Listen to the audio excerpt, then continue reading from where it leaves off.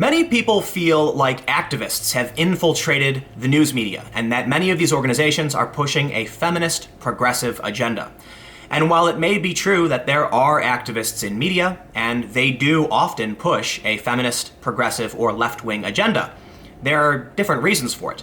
I'll admit, absolutely, activist journalists exist, and they will smear people for ideological reasons. They will lie for ideological reasons. But let me tell you a story about marketing. A few years ago, I was talking to a marketing consultant, and I asked them why was it so many of these companies, these new digital media companies, are feminist and progressive. And he said there's a few simple reasons. For one, women share more than men. That's a fact, it's true. And the reason people share, for the most part, is if something makes them feel. And not only that, anger is the most likely to get someone to share content. That means making women angry is your best path to generating revenue. And it would seem that a lot of this data might actually be true. So let's look at the data. Does it actually show that women are more likely to share content, that angry women are more likely to share content? And if that's the case, is this why so many news organizations are progressive feminists? Before we get started, head over to patreon.com/Timcast to become a patron and help support my work. This is my job. And if you like these videos and you like more on-the-ground reporting, then please consider becoming a patron at whatever level you feel comfortable today to help me continue doing this work.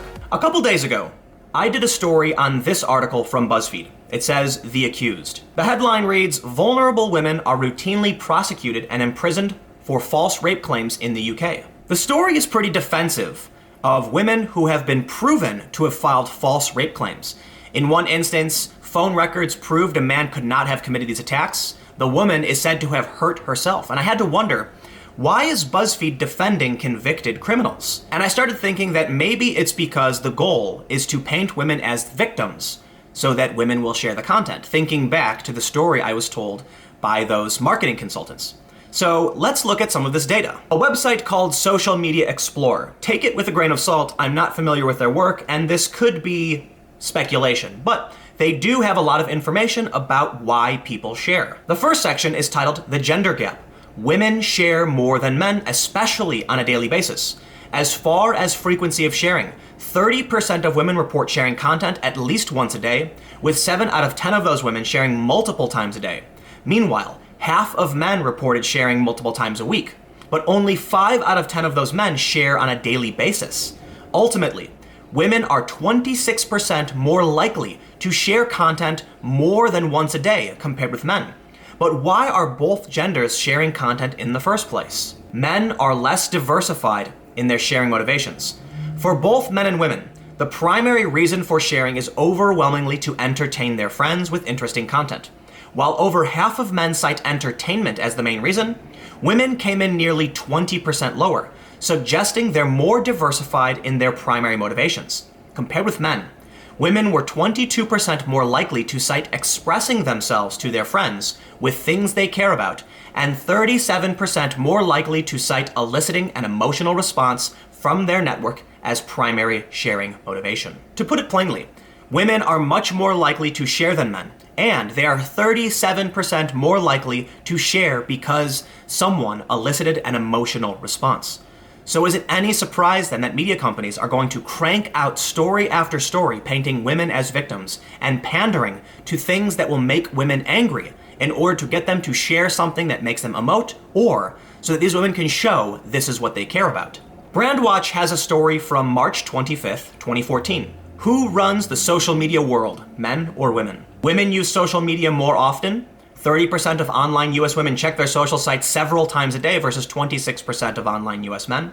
Women interact with brands more often. 55% of online US women access deals compared to just 36% of online US men.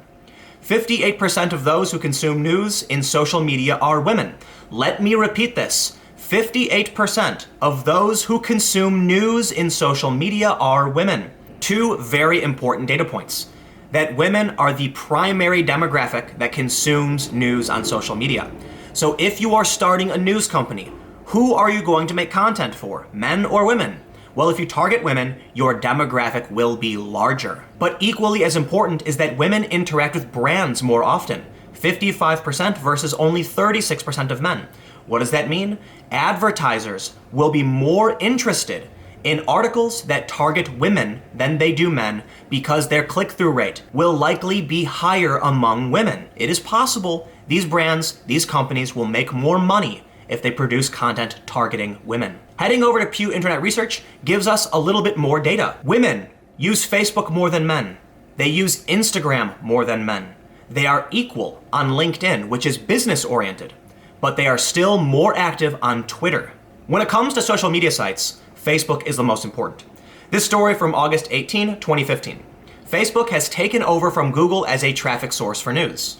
The article from Fortune cites Parsley, which shows that Facebook is the largest driver of traffic to news websites, surpassing Google. And although recently that may have flipped this story from Recode, Google is replacing Facebook's traffic to publishers, it's important to realize that Facebook is still one of the largest sources of traffic for these news websites. Many of these sites already have search engine optimization to make sure that if you search on Google, you will find their news site. But even if Facebook is waning in terms of dominance for driving traffic to their site, they're still going to heavily prioritize getting shares in order to get those views. In which case, women, being the primary sharers of information, being the primary users of social media, they're going to be the likely target for many news organizations. Looking at the American Marketing Association website, we can see this article from August of 2017. What makes online content viral? Research shows it's anger, shock, and awe. They say content that triggered certain emotions was especially likely to go viral. Specifically, content that made people angry was the most likely to go viral with a 34% greater chance than average. Content that was awe-inspiring was second at 30% greater than average.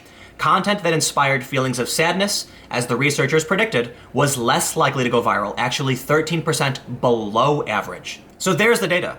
Not only do women share more than men, not only are they more active on most social media, especially where it matters, they are more likely to share if something makes them feel, or to show their friends and family what they care about.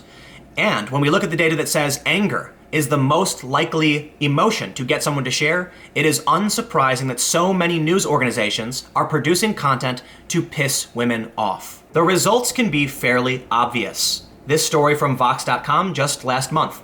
Republicans have a millennial women problem. Nearly 70% of young women say they are leaning toward Democratic candidates in the midterms. Now, Vox cites Pew Internet Research, and they show us this graphic. By wide margin, young women favor the Democratic candidate in their district. And we can see, among ages 18 to 34, women are 68% Democratic and only 24% Republican, whereas men are 47% Democratic and 50% Republican. Now, men are pretty evenly split, but they do lean towards Republican. And women overwhelmingly lean Democratic. The trend is fairly similar among ages 35 to 49, but the gap is a bit lower for women, with 52% of women being Democratic and 36% being Republican, although the numbers are fairly similar for men. But it would seem that among ages 35 to 49, some men don't move over to the Republicans, but probably go third party, because they're nearly 10 points down on the Democratic side. Do you want to ask me why I think today millennial men lean Republican a little bit and women overwhelmingly lean Democratic? A few reasons. A lot of content degrades men, says that they're oppressors, that they're toxic, and things like that. When a young man reads that, he's probably going to get angry or offended and be put off.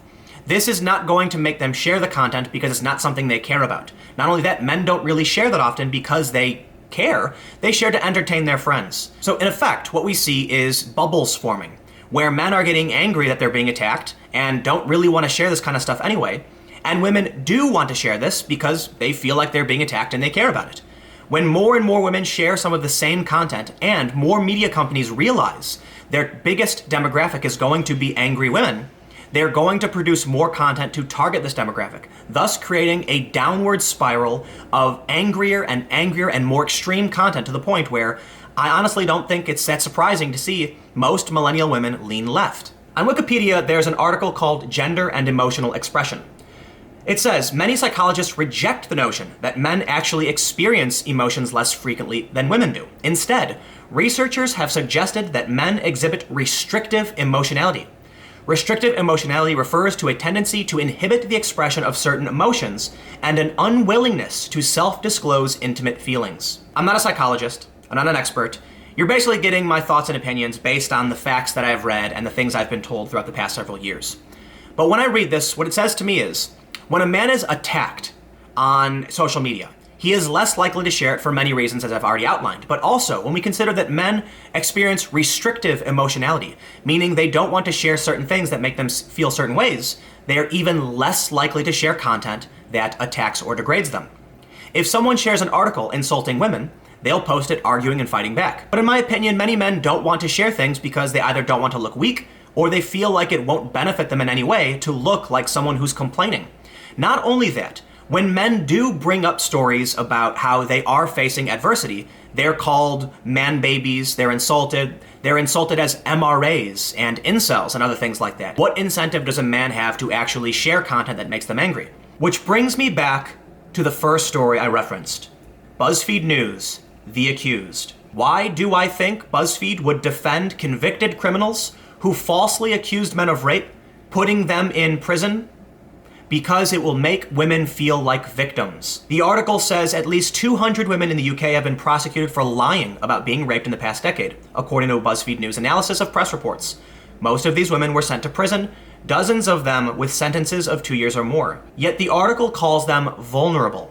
I wonder why. I've worked for these companies. I've seen some of this stuff in action. I've talked to people in marketing departments. They typically believe this to be the case. I don't think all of this is the sole reason for what we're seeing in media, but I do think that the more they produce content like this, the more they're going to produce people who are ideologically in line with these ideas. I personally believe that media started down this track to make money. They felt that these articles get shares, and this is what they need to do if they want to succeed. But by doing so, they created a class of individuals who actually believe a lot of this insane rhetoric. Ideas like the gender wage gap, which has been debunked time and time again, persists. Why? Because it'll make women angry and they'll share the content. Thus, young people grow up believing it to be true, then start working for these companies, and they have thus created a cycle of complete deceit. You let me know what you think in the comments below. We'll keep the conversation going. Stick around. I've got new videos every day at 4 p.m. You can follow me on Twitter at Timcast. And if you want to hear more ranty, short news videos, check out youtube.com/TimcastNews, my second channel, for videos starting at 6 p.m. Thank you all so much for watching. Stay tuned, and I will see you next time.